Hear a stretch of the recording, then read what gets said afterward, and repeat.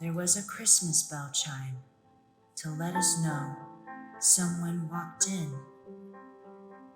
Allen's Market. The front counter was to the left. On top of the counter was a jar of pickles and a jar of saladitos with apples or oranges so they weren't so dry. Mom's ledger with the carbon copy was behind the counter in a safe spot. Over there was the cooler with the sodas and beer. The coldest beer in town. I sold beer and cigarettes at 14 years old. The back of the house was our home, so we all worked here.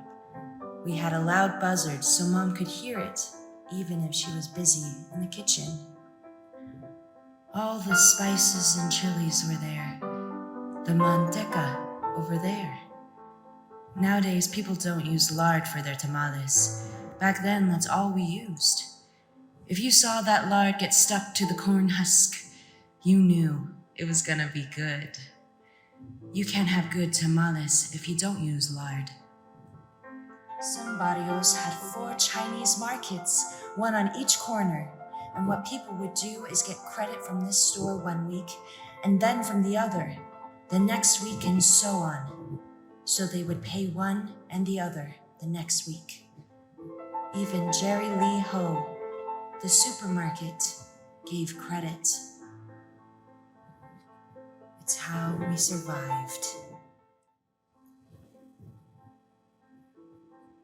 Most of the Chinese settlers came from the gold rush. This made the Irish mad because they were such hard workers. They would work all day if needed. And this upset the Irish, who said send them back. We're talking 300,000 workers. At this point, the Southern Pacific Railroad set in and said, we'll buy these laborers. Well, we would call them slaves, but okay, fine. Laborers. Chinese, they sent their sons during the Great Famine of the late 1800s, so I suppose they came willingly. Laborers. The Chinese figured, this is hard. What if we sell necessary item and offer services and restaurant to the people working on the railroad instead of working on the railroad? See, my father, he grew up in San Francisco. World War II was the quickest way to get citizenship and GI money. He went to U of A for engineering.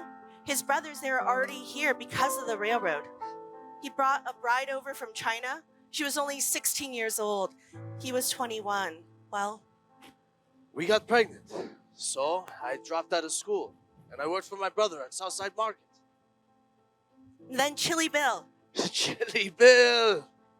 Who sold spices and red chili powder to all the grocers, told my father about the market on Delaware across the street from the deaf and blind school. That's how we ended up here. My father, he made his own chorizo. Mild or hot? From leftover chili parts and red chili powder. He had a counter in the back with a scale. He sliced bologna, cheese, salami, and ham. But we sold fish on Fridays during Lent. Everyone was Catholic in the barrio. Even we ate fish on Fridays, not because we're Catholic, but because everyone else was. That's how it was back then. 90% of us grew up in the back of a store.